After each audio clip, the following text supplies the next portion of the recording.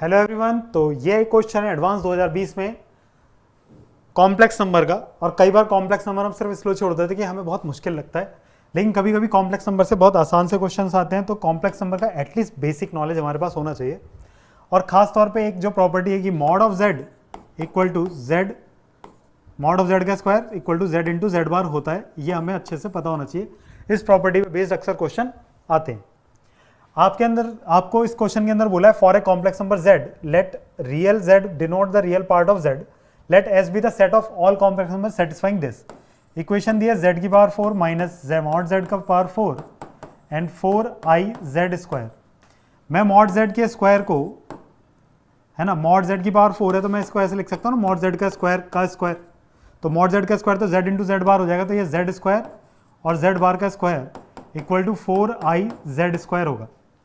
फिर z² आप हर जगह से कैंसिल कर सकते हैं, देन z² माइनस z बार का स्क्वायर इक्वल टू 4 आयोटा। इसको आप क्या लिख सकते हो, z माइनस जेड बार, है ना, यहाँ पे a² माइनस b² यूज करके a minus b and a plus b. अगर आपके पास z equals to x plus i y है तो आप z बार कितना लिखोगे, x माइनस आई वाई लिखोगे।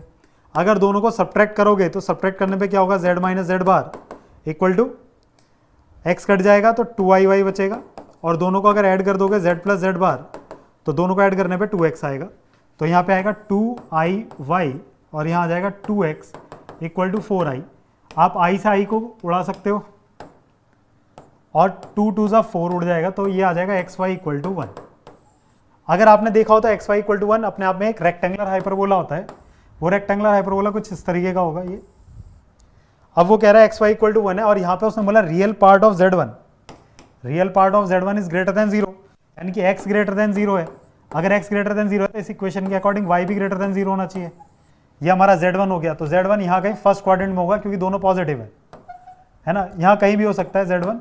और फिर अगर हम देखें तो रियल पार्ट ऑफ z2, यानी कि x को उसने रियल पार्ट ऑफ z2 के लिए, रियल पार्ट ऑफ z2 के लिए x को लेस देन 0 बोला, तो y भी लेस देन 0 हो जाएगा इसके अकॉर्डिंग। अगर यहाँ पे लेस देन 0 चाहिए तो वो भी लेस देन 0। तो यहाँ पे मेरा z2 जो होगा वो कहीं थर्ड क्वाड्रेंट में होगा। अब वो कह रहा है कि मेरे को वैल्यू बताओ z1 mod of z1 minus z2 का स्क्वायर। लेकिन आप समझो कि मॉड ऑफ z1 z2 क्या होता है, mod of z1 minus z2 complex number के अंदर ये होता है distance between z1, distance between z1 and z2। तो डिस्टेंस चाहिए ना, तो डिस्टेंस मिनिमम कब होगा, जब इस वो रेक्टेंगुलर हाइपरबोला के x इसके अलाउंग होगा, और वो क्या होगा, y इक्वल टू एक्स। और y इक्वल टू एक्स यहाँ रखने पर एक्स स्क्वायर इक्वल टू 1 मिल जाएगा, और एक्स स्क्वायर इक्वल टू 1 मतलब x equal two plus minus 1, और अगर x प्लस माइनस 1 है तो y भी प्लस माइनस 1 हो गया। तो यानी कि ये वाला कोऑर्डिनेट मेरा क्या हो गया, 1,1, और ये कोऑर्डिनेट कितना हो गया, -1,-1। इनके बीच का डिस्टेंस, तो इनके बीच का डिस्टेंस कितना होगा, √8। इनके बीच का डिस्टेंस कितना होगा, √8 ना। 1 + 1 2 का स्क्वायर 4, फिर 4, तो अंडर रूट के अंदर 4 + 4 आएगा, और 4 + 8।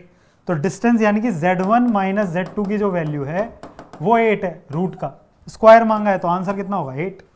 तो इस कॉम्प्लेक्स नंबर का इस क्वेश्चन का आंसर कितना होगा 8, जेई एडवांस 2020। तो बने रहिए हमारे साथ, जितने ही प्रीवियस ईयर्स हैं सॉल्यूशन उनका आपको मिल जाएगा, ठीक है, और कीप सपोर्टिंग अस।